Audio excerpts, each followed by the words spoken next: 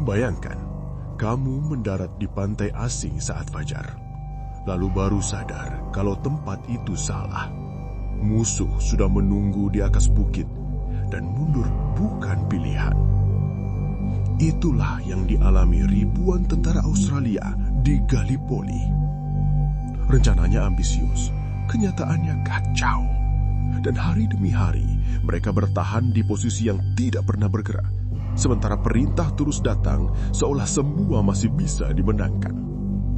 Pertanyaannya, kenapa invasi yang jelas-jelas gagal ini terus dipertahankan?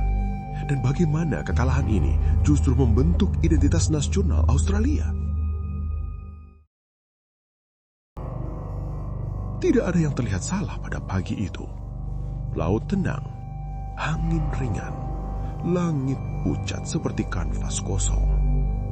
Namun justru ketenangan itulah yang paling menipu.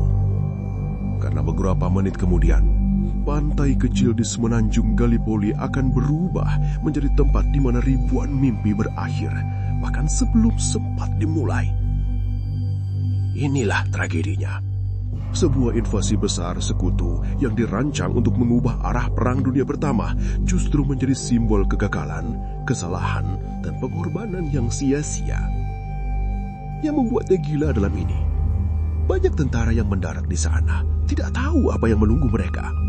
Mereka tidak tahu medan, tidak tahu musuh, bahkan tidak tahu apakah mereka akan bertahan sampai malam.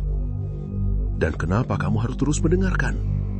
Karena dari kekalahan inilah, sebuah bangsa muda bernama Australia menemukan jati dirinya.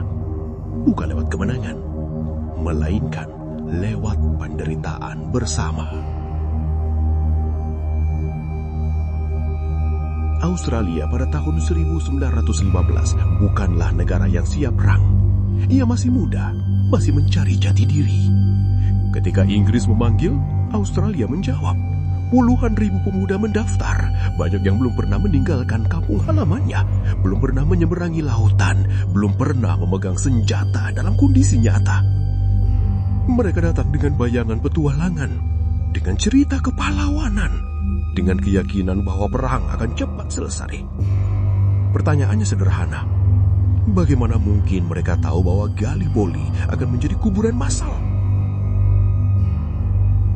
Fakta mengejutkannya, sebagian besar dari mereka bahkan tidak tahu di mana Gallipoli berada di peta. Yang mereka tahu hanya satu hal. Mereka berangkat demi kekaisaran dan demi harga diri. Rencana sekutu terdengar ambisius. Mereka ingin menembus Selat Dardanella, menguasai Konstantinopel, dan mematahkan Kesultanan Utsmania. Jika berhasil, perang bisa berubah drastis. Masalahnya, tidak ada rencana cadangan. Ketika serangan laut gagal, mereka memaksakan pendaratan darat. Tanpa persiapan cukup, tanpa intelijen akurat, tanpa pemahaman medan. Pertanyaannya sekarang, apakah ini strategi atau keputusasaan? Fakta mengejutkannya, banyak perwira tinggi sekutu belum pernah menginjakan kaki di Gallipoli. Namun mereka memutuskan nasib puluhan ribu orang dari balik meja. Ketika perahu-perahu kecil mendekati pantai, tidak ada musik heroik, tidak ada pidato, hanya suara ombak dan detak jantung yang semakin cepat. Lalu, peluru pertama menghantam. Pasukan Anzac mendarat di tempat yang salah, bukan pantai landai seperti rencana, melainkan tebing curam penuh semak dan batu. Begitu mereka melompat ke air, banyak yang langsung jatuh, bukan karena takut, tapi karena tertembak.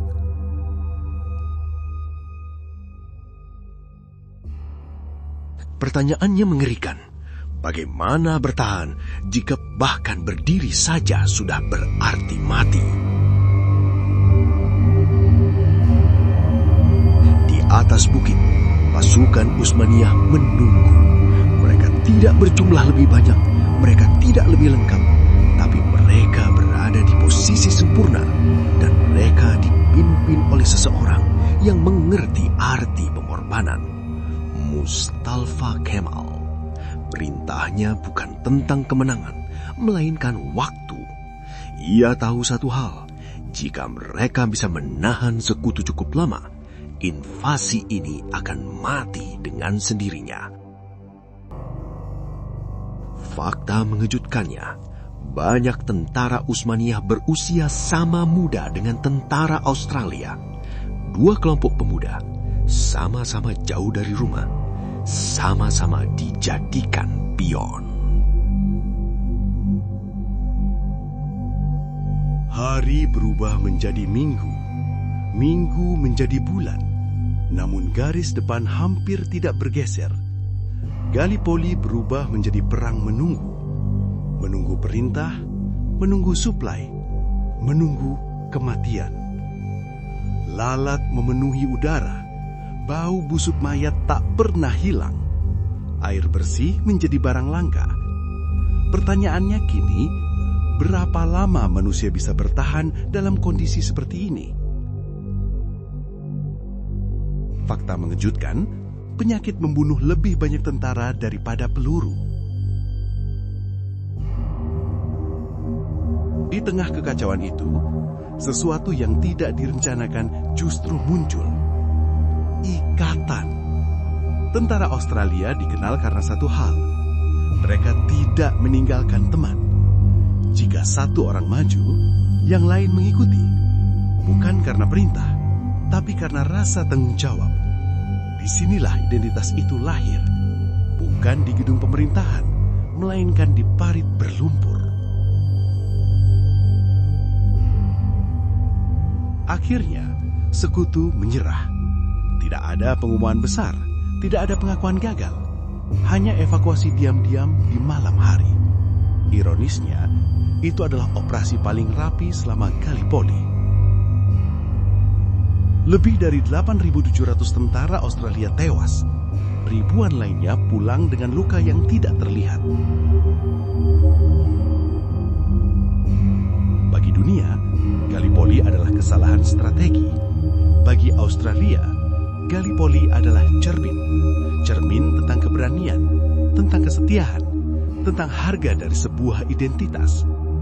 Setiap Fajar Anzac Day, orang-orang berdiri diam. Bukan untuk memuja perang, tapi untuk mengingat manusia-manusia biasa yang dikirim ke tempat luar biasa kejam. Karena Gallipoli mengajarkan satu hal pahit. Kadang, sebuah bangsa tidak dilahirkan dari kemenangan, melainkan dari luka yang disepakati untuk diingat bersama.